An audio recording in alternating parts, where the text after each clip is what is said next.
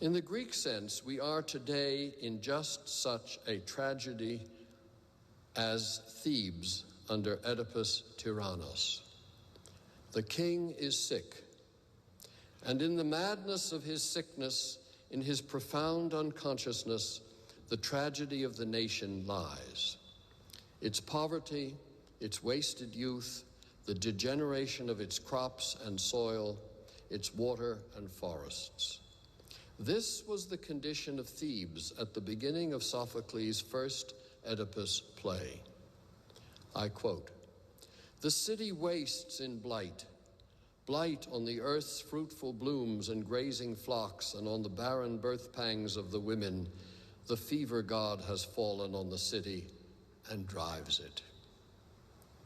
The fever god in our case today is the same as the one named by Sophocles, line 1911, the fever of the god of war, Ares.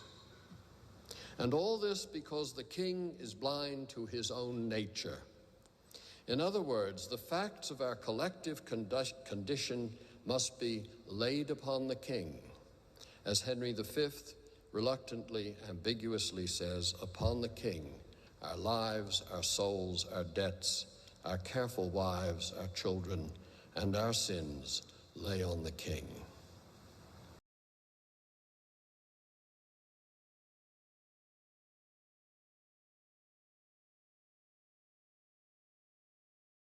Ongoing fantasies concurrent with our behaviors, myths enacted in the ceremonies of habitual performance and daily patterns of expression and perception, embodied in human behavior.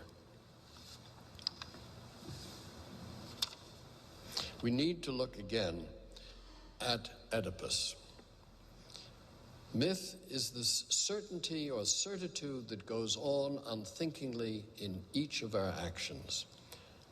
And as Isaiah Berlin says when he's talking about Vico, it is myth that gives us the sense of reality. So reality is not the absence of myth or the contrary of myth. It is our immersion in myth is reality. So early in the play, Oedipus the king says, "Well, I know you are all sick, and in your sickness none among you as sick as I. Your pain comes to none other than myself."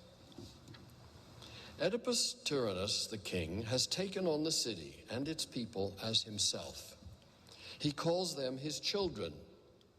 He identifies his condition with theirs. He is the city and its people. We are dealing, however, with something beyond the symbolic significance of kingship, and rather with the interpenetration of sickness among the polis, the city, the people, and the individual. All are sick together, individuals, community, and government. Private and public cannot be separated. The gods do not affect individuals and families alone or only human beings. They affect the land, the crops, and the herds, and the institutions of state.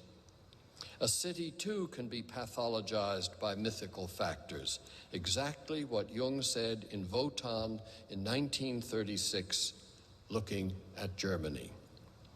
The gods live in the polis.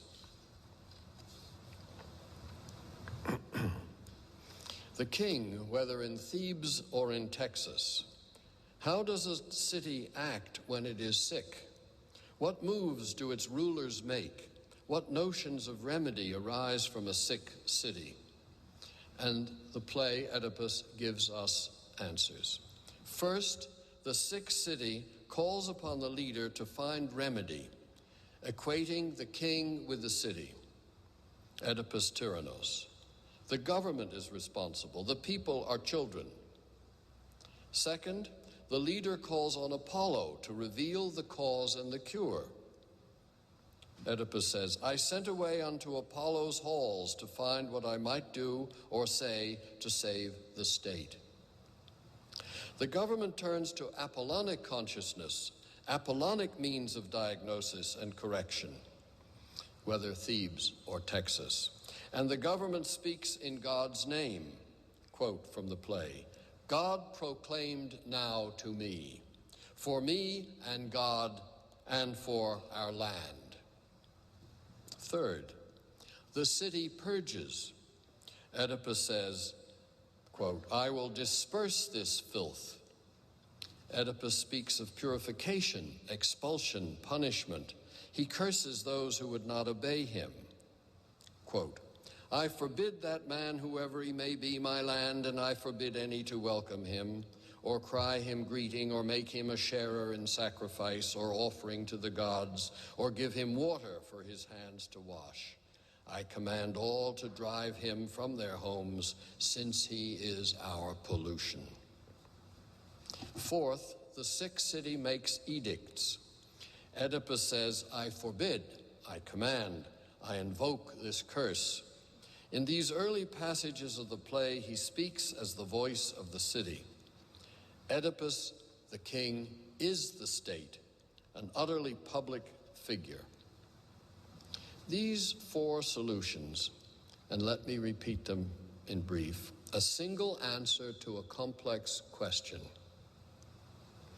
The appeal to Apollo, the language of pollution and expulsion, and apodictic declarations in God's name. These supposed solutions are actually manifestations of the city's sickness. They are diagnostic signs. The solutions imagined by a patient for his illness belong to the image of his illness. That is why therapists listen closely to what the patient wants at the beginning of therapy. How the patient imagines remedy and what measures he is already pursuing show how the patient is constellated by his condition. The solutions to the problem of Thebes present the problem of Thebes. The simplistic Apollonic solutions to America's disease are part of the disease itself. The classically ritual solution could only be sacrifice of the king.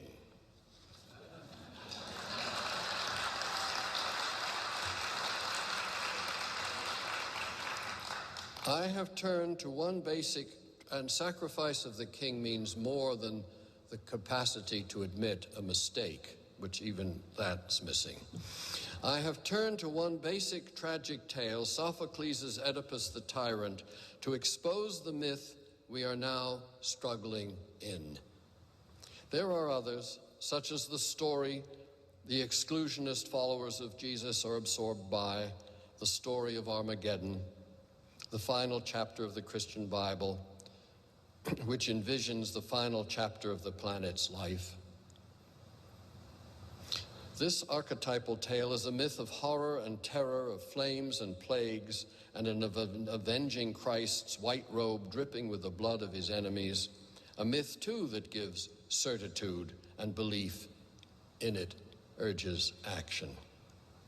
Whereas it might rather be a self-fulfilling prophecy or an antiodromia, or a revelation of the self-destruction of the Christian Bible at the end of an aeon.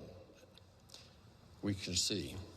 What we can and must learn from Joseph Campbell is that myth is all about us on every street corner. Myth is reality, and recognition of this certitude, analysis of the myths at work among us, may keep us from falling prey to blind belief and the disasters of delusion. For we are in a collective madness, all of us, even here in this Grand Hyatt. Thank you.